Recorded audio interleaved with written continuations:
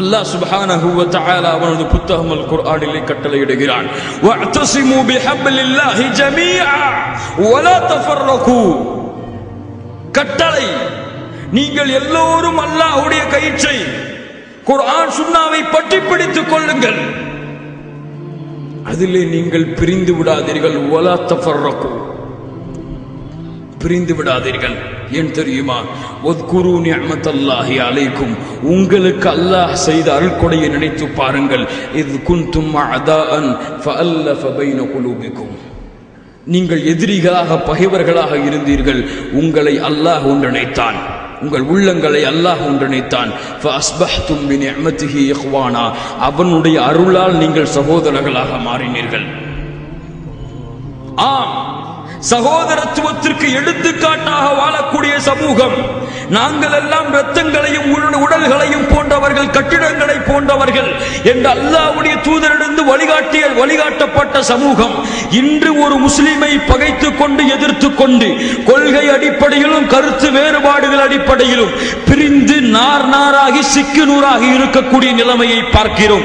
இன்னும் எத்துணை முஸ்லிம்கள் வேறு இயக்கத்து சகோதரர்களுக்கு சலாம் சொல்லாமல் முகத்தை திருப்பி பல ஆண்டுகளாகியும் அவர்களிடத்திலே வாயை துறந்து பேசாத சகோதரர்களும் இருக்கிறார்கள். அவர்கள் அல்லாஹ்வை அஞ்சிக் கொள்ளட்டும். கண்ணியத்துக்குரிய சகோதரர்களே, இயக்கங்கள் தேவையில்லை, எல்லோரும் புறக்கணித்து எல்லோரும் ஒன்றின் கீழ் வாருங்கள் என்று சொல்லவில்லை, அது நடக்காத ஒரு காரியம்தான். ஆனால் இயக்கங்கள் என்பது பிரிவினைக்கோ சகோதரத்துவத்தை உடைப்பதற்கோ உங்களது ஒற்றுமையை குலைப்பதற்கோ காரணமாக இருந்தால் அந்த இயக்கத்திற்கு இந்த மார்க்கத்திலே அனுமதி கிடையாது. அல்லாஹ்வுடைய தூதர் ஸல்லல்லாஹு அலைஹி வஸல்லம் சொன்னார்கள், துஆத்துன் அலா அப்வாபி ஜஹன்னம், நரகத்தின் வாசலில் இருந்து சில அழைப்பாளர்கள் உங்களை அழைத்துக் கொண்டிருப்பார்கள். யார் அவர்களுடைய வார்த்தைகளுக்கு கட்டுப்பட்டு சென்று விடுகிறார்களோ அவர்களை நரகத்திலே தூக்கி எறிந்து விடுவார்கள். சிஃப்ஹும் லனா யா ரசூலல்லாஹ், அவர்களுடைய தன்மைகளை சொல்லுங்கள். வஹும் மின் ஜில்தத்தினா வ யதகல்லமுன பி அல்சினத்தினா, அவர்கள் நம்முடைய தோளில் இருந்து உருவாகுவார்கள், நம்முடைய நாவுகளை கொண்டு பேசுவார்கள். அவர்கள் முஸ்லிம்கள் தான்.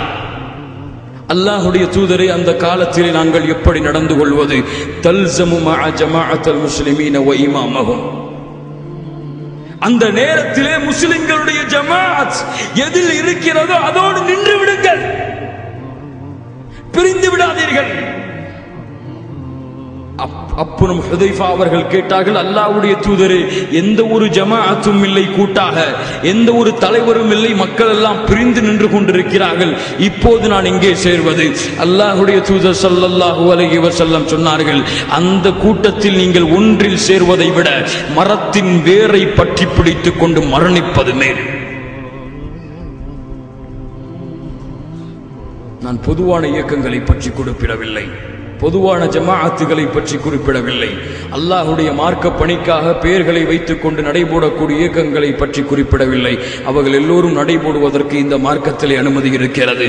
ஆனால் எந்த ஒரு இயக்கம் முஸ்லிம் ஜமாஅத்தை கெடுக்கிறதோ, முஸ்லிம்களுக்கு மத்தியிலே பிரிவினையை சகோதரத்துவத்தை உடைக்கிறதோ, கொள்கை அடிப்படையில் ஒன்றாக இருந்தாலும் கருத்து வேறுபாடுகளால், குர்ஆன் சுன்னாவிலே ஏற்படக்கூடிய சிறிய கருத்து வேறுபாடுகளால் தங்களிடத்திலே பிரிவை ஏற்படுத்தி அவர்களை ஒதுக்கி விடுகிறதோ அந்த ஒரு ஜமாஅத் இந்த மார்க்கத்திலே அனுமதி கிடையாது. வஅதஸிமு பிஹப்லில்லாஹி ஜமீஆ,